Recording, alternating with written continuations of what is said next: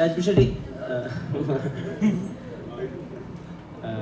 മമ്മൂക്ക എന്ന് പറയുന്ന ആക്ടറിനെ നമ്മൾ ഇപ്പോൾ പല ആളുകളും മമ്മൂക്കയുടെ ചില അച്ചായൻ കഥാപാത്രങ്ങൾ ഇപ്പോൾ ബാക്കിയുള്ളവരെ അങ്ങനത്തെ ക്യാരക്ടേഴ്സ് എടുത്ത് ചെയ്യുമ്പോൾ മമ്മൂക്കയുടെ അങ്ങനത്തെ ക്യാരക്ടേഴ്സിനെ പോയിട്ട് പഠിക്കുകയും അതിനൊരു മീറ്ററാക്കി വെക്കുകയും ചെയ്യുന്ന അതാണ് അച്ചായൻ ക്യാരക്ടേഴ്സിനുള്ള ഒരു ഐക്കോണിക് സ്റ്റേച്ചർ മലയാളത്തിൽ. ഇപ്പോൾ കോട്ടയം എന്ന് പറയുന്ന പോലത്തെ ഒരു ക്യാരക്ടറിനെ നമ്മൾ അങ്ങനെ പിന്നെ ആരും സൃഷ്ടിച്ചു കണ്ടിട്ടില്ല. സോ മമ്മൂക്കയുടെ കൂടെ ഓപ്പോസിറ്റ് അത് പെർഫോം ചെയ്ത് കാണിക്കുക. നിങ്ങളും ആദ്യമായിട്ടാണല്ലോ അങ്ങനെ കൊമേഴ്ഷ്യലി ആയിട്ടുള്ള ഒരു വില്ലനായിട്ട് എത്തുന്നത്. മമ്മൂക്കയെ നമ്മൾ കുറച്ച് കാലത്തിന് ശേഷമാണ് ഇത്രയും കൊമേഴ്ഷ്യൽ ആയിട്ടുള്ള ഒരു പ്രൊട്ടഗോണിസ്റ്റ് ആയിട്ട് കാണുന്നത്. സോ എന്തൊക്കെ പുതിയത് കൊമേഴ്ഷ്യൽ സിനിമയെ പറ്റിയിട്ട് മമ്മൂക്കയിലൂടെ മനസ്സിലാക്കി? Everything I learned here is new. നമ്മുടെ വൈശാഖ് സാറുടെ techniques or the way Midhun has written or for example, the first day I went, I was a little scared because of the language. എനിക്ക് മലയാളം അറിയോ, പക്ഷേ അവരുടെ മുമ്പ് സംസാരിക്കുമ്പോൾ കുറച്ചും കൂടി ബുദ്ധിമുട്ടുണ്ട്. അപ്പോൾ എനിക്ക് കുറച്ചും കൂടി ഇൻറ്റിമിഡേറ്റ് ആയി. അവരുടെ എൻ്റെ ഡയലോഗ് ഫ്ലോ കുറച്ചും കൂടി മാറി. Then he said the same dialogue in his flow.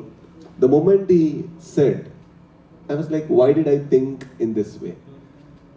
Then, like, I was so comfortable because I knew that he's not judging me, and and the unfortunate thing was he didn't have dialogue. He had to look at me. That was much more scary.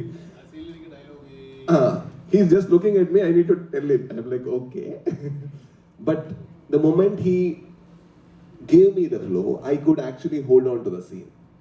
So then I knew that there is a lot to learn in the commercial space that bridge cinema makers or indie filmmakers need to learn. The way they write, the way they approach Vishnu Sharma's camera angle, the way Sir performed, or Vaishak, how he ideated the scene and everything. That I think I really say it's a film school to me. But they paid me the fees, that's all. നമുക്കിപ്പോൾ Hitler എന്നുള്ള സിനിമയിലെ action സീനുകളിൽ Mammukka എല്ലാ action സീനുകളും ഇടത് കൈ കൊണ്ടാണ് initiate ചെയ്തിട്ടുള്ളത്. ആ cinema കണ്ടാൽ അറിയാം. നമുക്ക് അത് എഫേർട്ട് എടുത്തിട്ട് എല്ലാം ആക്ഷൻ തുടങ്ങുന്നത് ഇടത് കൈ കൊണ്ടാണ്. അപ്പോൾ അങ്ങനെ ഒരു കൊമേഴ്ഷ്യലായ സിനിമയിൽ അങ്ങനെ ഒരു ചെറിയ എഫേർട്ട് അല്ലെങ്കിൽ അങ്ങനെ ഒരു എഫേർട്ട് എടുക്കേണ്ട കാര്യമില്ല ആക്ച്വലി. പക്ഷെ ആ ഒരു വ്യത്യസ്തത നമുക്ക് കാണാം. അപ്പോൾ വൈശാഖ് ചേട്ടനോടും മമ്മൂക്കയോടാണ്. ടേബോയിൽ ഇപ്പോൾ 104 ദിവസത്തിൽ ഏകദേശം 70% സമയവും ആക്ഷനും സ്റ്റണ്ടിന് വേണ്ടിയിട്ടാണല്ലോ മാറ്റി വെച്ചിട്ടുള്ളത്. അങ്ങനെ മമ്മൂക്കയുടെ ഭാഗത്ത് നിന്ന് കണ്ട ഇനീഷ്യേറ്റീവ്സ് ഒക്കെ ഒന്ന് പറഞ്ഞു.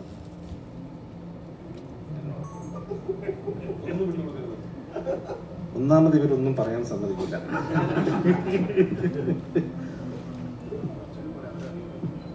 ഈ നമ്മൾ നിങ്ങളുടെ ഫോട്ടോസ് ശ്രദ്ധിച്ചിട്ടുണ്ടാവും അറിയില്ല. ടർബോയുടെ നമ്മുടെ ഫസ്റ്റ് സ്ക്രീൻ വന്നത് അത് തന്നെ നമ്മൾ ലെഫ്റ്റ് ഹാൻഡാണ് ഉപയോഗിച്ചിരിക്കുന്നത്. അപ്പോൾ നമ്മൾ ഇതിനകത്ത് ടർബോ പഞ്ച് എന്ന് പറഞ്ഞൊരു പഞ്ച് ഡിസൈൻ ചെയ്തിട്ടുണ്ട്. അപ്പോൾ അത് ലെഫ്റ്റ് ഹാൻഡ് പഞ്ചാണ്.